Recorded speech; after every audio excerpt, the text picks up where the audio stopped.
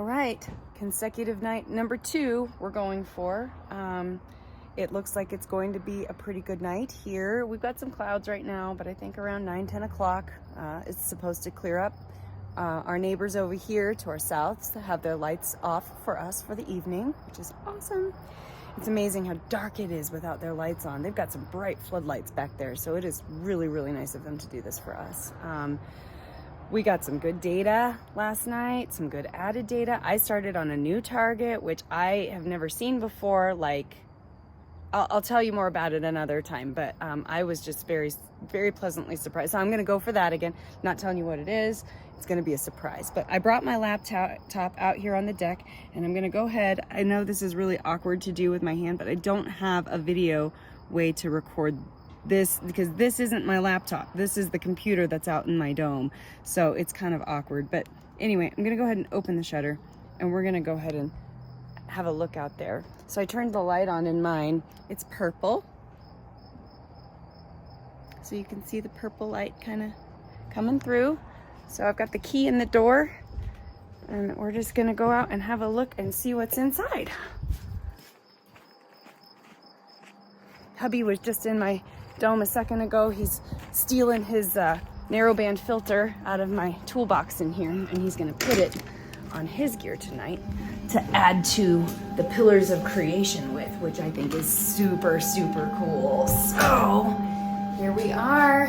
This is the inside of the dome. The scope is all ready to go.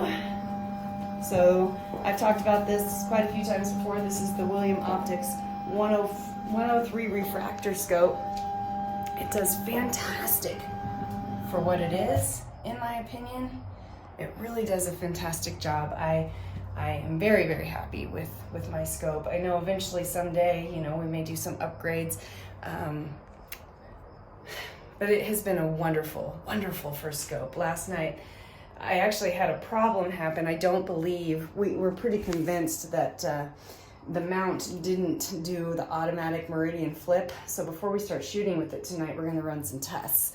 And because it didn't do that, I had some streaking in my star. I mean, things can go wrong even after you've been doing this as long as we have. You know, things can just up and not do what they're supposed to do, and then you have to troubleshoot it and you have to work it out. And so we're gonna try to figure out what happened and prevent it from happening tonight, because I lost about an hour of data last night. But even though I lost that data, what I could see for the target that I aimed at blew me away. I had no idea I was gonna be able to see what I could see. And this scope has just been a baby. She has just done so great for me with this hobby to start out. And I don't know where I'm gonna go from here, but I'm sticking with this one for a while. So we're good to go.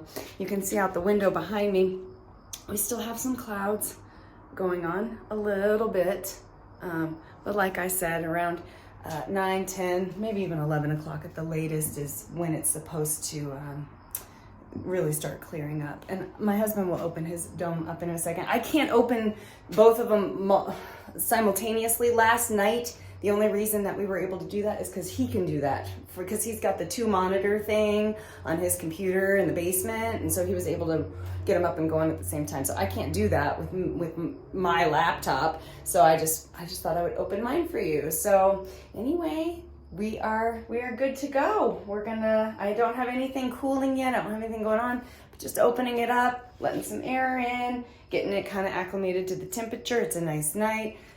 Cooling it down and running a couple of tests before I get running for the night. I would love to try to get 5 hours. If I can get 5 hours tonight, I think the data adding from last night's target is going to be pretty obvious. So I'm excited about it. So stay tuned, stay with us.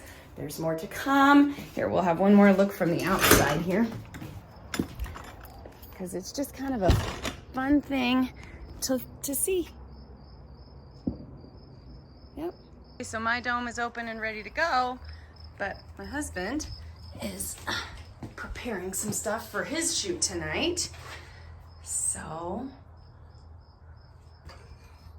you might want to say what you're doing. I am putting on the Optolong L-Extreme filter,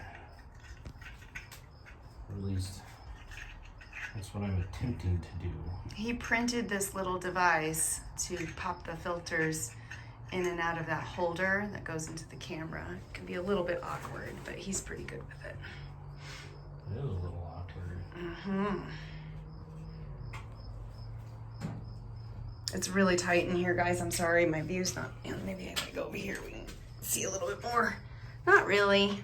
Oh, here, I backed it up. I didn't realize I could zoom out while I was videoing. Funny. So you're putting in the, are you putting in the L-Extreme now? Trying. There we go. So that guy's all screwed in. And The L-Extreme is a narrowband filter. We use it to pull out more hydrogen alpha. It's a dual narrowband. Dual. Now we just pop that guy back in its home and we're all set. All good to go. And the filter is going to require longer exposures. What were you taking last night? How long of exposures? All like 3 minutes. So you might have to up it to 5 or 6. Yeah, maybe we'll see. Okay. Well, we'll see what we get, but that's where we're at. So we're starting again. All right. Clear skies, everybody.